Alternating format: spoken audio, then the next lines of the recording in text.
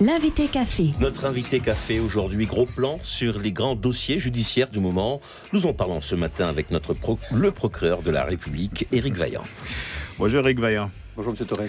Entretien sur 10 minutes, je rappelle. L'incarcération de Léon Bertrand, tout d'abord, cela vous attriste ou vous ravit? Combien de personnes en Guyane ont parié que Léon Bertrand n'irait jamais en prison? Beaucoup, je pense. Donc aujourd'hui, il est en prison. Et dans cette affaire, certains parlent de justice à deux vitesses, de poids, de mesure par rapport au sort réservé à d'autres élus, notamment dans l'Hexagone, en pareil cas. Que répondez-vous à Je ne cela? comprends pas. Donc, il y a des décisions de justice, elles sont exécutées. Je ne vois pas où est le deux poids, deux mesures. Alors, est-ce qu'on aurait voulu, en plus clair, en faire un exemple, faire passer un message à d'autres, dire que le temps de l'impunité est révolu? Attention à ce que vous faites. Ce n'est pas le travail de la justice de chercher à faire les exemples en particulier. La justice mène ses enquêtes, organise les procès avec toutes les garanties nécessaires. La première instance, l'appel, la Cour de cassation, et après vient le temps de l'exécution de la peine. Alors, sans revenir sur l'autorité de la chose jugée, Léon Bertrand a toujours clamé son innocence dans cette affaire, Éric Vaillant. Il n'y avait véritablement aucun élément qui pouvait le disculper dans ce dossier, selon vous? Je ne vais pas refaire à la radio le procès de Léon Bertrand. Donc, je viens d'expliquer qu'il a été fait en 3 phases, voire même 4. Donc, avec un jugement du tribunal de grande instance, une décision de la Cour d'appel, une décision de la Cour de cassation. Voilà, donc la justice est passée, les faits sont avérés. Vous n'avez pas d'avis sur ce sujet alors? Ah si, j'ai l'avis que mes collègues ont condamné Léon Bertrand et qu'il est donc coupable d'un certain nombre de faits. Oui. Véronique Betts. Alors c'est quand même un problème avec l'avantage de la justice française, c'est qu'il y a tout un tas de droits de la défense, avec tout un tas de recours. Le désavantage, c'est que c'est extrêmement long. Les faits, c'est quand même 2003. Nous sommes en 2018. On arrive au bout d'un combat judiciaire. D'où peut-être aussi ce décalage dans la population entre ce qui est reproché à Léon Bertrand, qui paraît tellement, tellement loin. C'est pas un frein à la justice, cette lenteur? Oui, c'est sans doute une difficulté. Et donc, je pense que la justice doit essayer de rendre ses décisions plus rapidement. Mais c'est une critique ancienne, la lenteur de la justice, et qu'on fait donc à la justice dans tous les pays du monde. Sauf que quand vous êtes concerné par une affaire judiciaire, vous voulez faire valoir tous vos droits, et ça prend du temps. Olivier Daman. Alors, on l'a évoqué dans ce journal, Éric Vaillant, comment expliquer que les sommes détournées n'ont pas été retrouvées dans cette affaire? Là, vous me posez des questions auxquelles je ne peux pas répondre. Votre papier juste avant expliquait que l'instruction était en cours à Fort-de-France. Voilà, donc ce sont mes collègues de Fort-de-France qui travaillent sur ce dossier, pas le procureur de Cayenne. Donc ce dossier, je ne le connais pas. Il n'y a aucune raison que je le connaisse et encore moins de raison que je donne un avis sur un dossier traité par mes collègues de Fort-de-France. Donc on aura compris, on n'en saura pas plus. Alors, incarcération de Léon Bertrand en toute discrétion, pas de fuite, pas de publicité. Vous avez brouillé les pistes. Pour quelle raison? Parce que la justice, c'est pas le spectacle. Et que je voulais vraiment clairement éviter donc une photo qui ferait la une des médias locaux, donc de Léon Bertrand avec les menottes au palais de justice, ou Léon Bertrand arrivant donc à la prison. Voilà. Pour les détenus lambda, il n'y a pas de ce type de photo. Personne n'aurait l'idée de la faire. Je voulais pas qu'elle se fasse. En prison, dans une cellule individuelle, une autre personnalité qu'il faut absolument protéger. C'est quoi il faut anticiper les difficultés. Oui. Et donc une personnalité comme Léon Bertrand qui arrive à la prison donc de Rémière-Montjoly, ça crée évidemment une émotion donc au sein de la population carcérale. Donc Léon Bertrand est placé à l'isolement et je précise que les cellules de l'isolement, ce sont les cellules disciplinaires. Donc ce sont des cellules qu'on réserve aux détenus qui ont commis des actes au sein donc, de la prison, mais qui sont punis. Donc ce sont des cellules qui sont certes individuelles, mais ce sont des cellules qui sont petites, qui ont des toutes petites cours de promenade. Ce n'est pas des cellules de luxe. Alors justement, la rumeur voudrait que les élus, on va dire les délinquants en col blanc, comme on les appelle, aient un traitement de faveur en prison avec repas préférentiels, Internet, téléphone portable... Canal+, voilà, et la climatisation. C'est totalement faux. Donc cellule classique pour Léon Bertrand.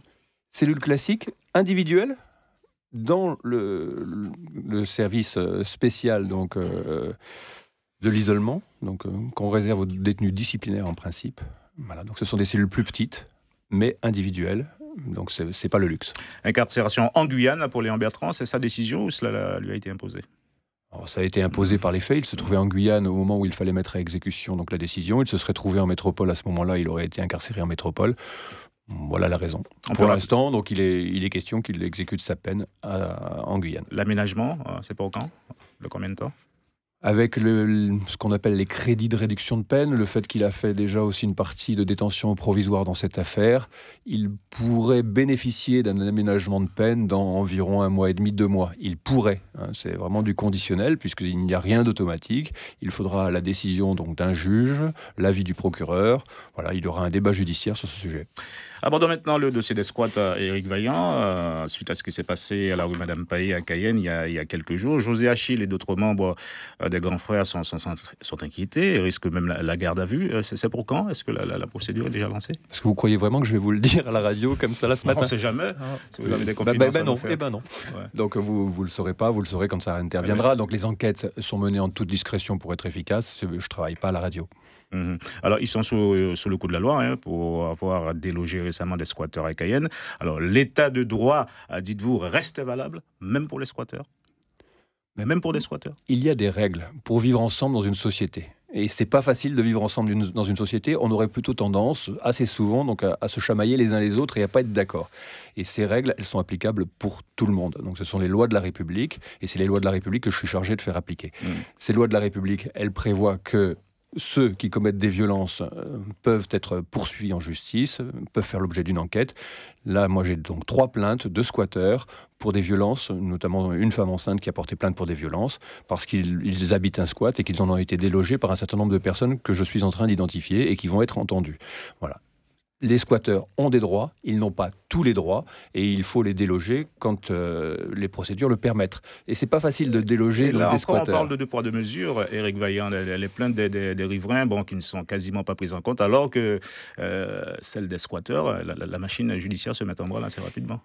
Les plaintes des riverains, donc je les prends en compte. Le problème, c'est qu'il faut établir des faits derrière. Si c'est des plaintes pour bruit, pour tapage, pour prostitution, l'enquête derrière doit démontrer qui a commis le tapage, qui a commis la prostitution.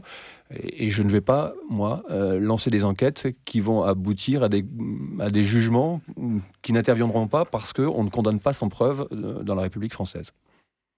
Dans cette affaire qui est quand même extrêmement sensible, ne craignez-vous pas, si certains membres des grands frères se retrouvent au commissariat de Cayenne en garde à vue et voire derrière mis en examen, ne craignez-vous pas un mouvement de population important, Éric Vaillant ?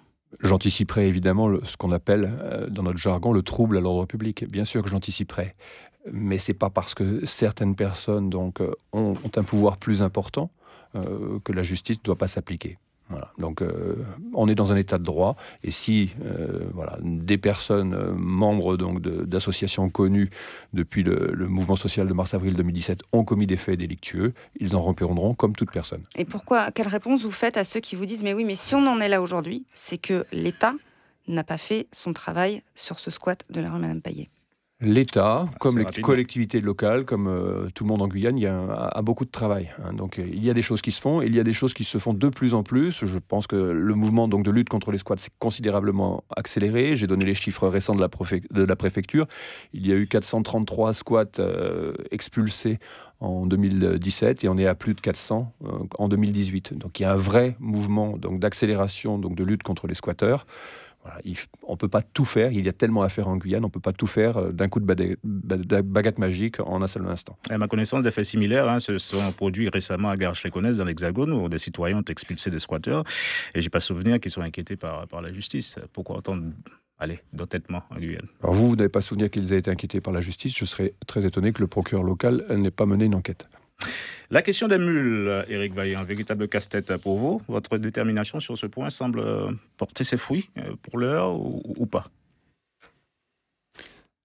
Je pense que nous portons des coups toujours plus importants aux trafiquants, non seulement aux mules, mais à ceux qui organisent le départ des mules vers la métropole. Comment puis-je affirmer cela ? Parce que donc, le nombre de mules arrêtées est en augmentation. C'est plutôt bon signe parce que ça veut dire que si l'on arrête plus de mules, on saisit plus de quantité de cocaïne. Et si on saisit plus de quantité de cocaïne, on porte un coût économique aux trafiquants. Par ailleurs, les services spécialisés, donc douane, gendarmerie, police, lutte aussi contre les réseaux de trafiquants, arrête des réseaux, notamment avec l'aide des juges d'instruction, y compris de métropole, et je pense que cela porte des fruits. Je ne prétendrai pas néanmoins que nous avons éradiqué le phénomène. Mais là aussi, vous déplorez la lenteur de la procédure de déferment. Je déplore sa complexité. Je pense que nous devons réfléchir et nous allons mettre ça en place dans les prochains mois. Et puis, donc, nous attendons une réforme législative qui devrait nous aider. Nous voulons donc travailler sur la base de ce qu'on appelle le PV douanier et éviter que l'enquête faite par les douaniers soit refaite derrière par le service spécialisé qu'on appelle l'OCRTIS. Si on pouvait travailler seulement sur le PV douanier, facilement, ça nous permettrait d'économiser le temps d'enquête des policiers de l'OCRTIS. Est-ce que ce n'est pas toujours des actions plus ou moins inefficaces tant que le problème ne sera pas réglé au niveau régional, et notamment avec le Suriname? On sait que 99,9% des mules de Guyane viennent du Suriname. D'accord, et le Suriname, lui, va régler le problème avec la Colombie, avec le Pérou. Donc le problème ne peut pas être réglé régionalement. Donc il y a une production forte, on est en Amérique du Sud, en Guyane. Donc il y a une forte production donc, de cocaïne qui a même augmenté considérablement, qui a même doublé au cours de ces dernières années en Colombie. La drogue de Colombie passe par le Suriname. C'est pas le Suriname qui va pouvoir arrêter la drogue de Colombie. C'est absolument impossible. Donc c'est pas une coopération avec le Suriname qui va nous aider. La coopération avec le Suriname pourra nous aider pour essayer d'identifier quelques trafiquants. Il y a des enquêtes en cours et nos collègues du Suriname répondent favorablement. Donc on espère arrêter quelques trafiquants au Suriname grâce à l'aide de nos collègues du Suriname. Mais le Suriname tout seul ne pourra pas faire grand-chose. Nous aurions voulu évoquer également avec vous la question des moyens de la justice en Guyane, mais malheureusement, nous n'avons pas le temps. Éric Vaillant, ça passe très vite. Vous reviendrez. Merci d'avoir répondu à nos questions ce matin. L'invité café.